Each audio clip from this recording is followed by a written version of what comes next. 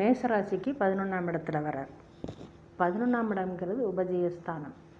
பொதுவாகவே இந்த ராகு கேதுக்கள் கர்ம பலன்களை செய்வதில் சனி பகவானுக்கு அடுத்த நிலையில், அதாவது சனி பகவானுக்கு ஒத்து அதை அடுத்த நிலையில் செய்யக்கூடிய கிரகங்கள் ராகு கேதுக்கள் தான்.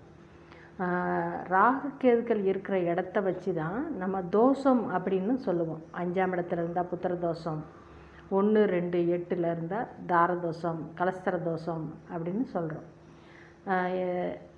இது 9ஆம் இடத்துல இருந்தாலும் கூட தோஷம்தான். தகப்பனாருக்கு உயிர் காரக தத்துவத்தை சொல்லும்போது தகப்பனாருக்கு கொஞ்சம் ஆகாமல் தான் இருக்கும். உபஜயஸ்தானத்தில் இருக்கும்போது மட்டும்தான் ராகு கேதுக்கள் மிக்க நன்மையான பலன்களை செய்யும். உபஜயஸ்தானம் அப்படிங்கிறது 3, 6, 9 10, 11 3, 6, 10, 11 அப்படிங்கிறது உபஜயஸ்தானம், வெற்றி ஸ்தானம்னு பேர். இந்த இடங்களில், அதாவது இந்த மேசராசிக்கு இப்போ உபஜயஸ்தானம் அப்படின்னு சொல்லக்கூடிய 11ஆம் இடத்துக்கு ராகு பகவான் போகிறார். இது வரைக்குமே உங்களோட விரயஸ்தானத்தில்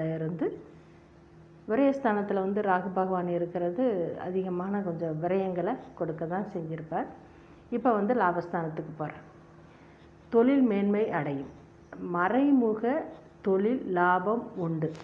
வெளிநாட்டில் வேலை பார்க்கக்கூடியவங்களால் உங்களுக்கு நன்மை ஏற்படும். அதே மாதிரி கேது பகவான் பார்த்திங்கன்னா 5ஆம் இடத்துக்கு வரார். புத்திரஸ்தானம், பூர்வ புண்ணியஸ்தானம் அப்படின்னு சொல்லக்கூடிய 5ஆம் இடத்துக்கு வரார்.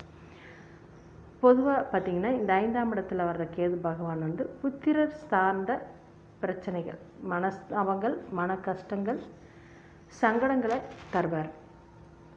பிள்ளைகள் வழியில் மட்டும்தான் கொஞ்சம் நீங்கள் சிரமங்களை, கொஞ்சம் சங்கடங்களை சந்திக்க வேண்டியிருக்கும். மற்றபடி ஓரளவுக்கு நல்ல பலனையே, மற்ற வகையில் நல்ல பலன்களையே நீங்கள் எதிர்பார்க்கலாம்.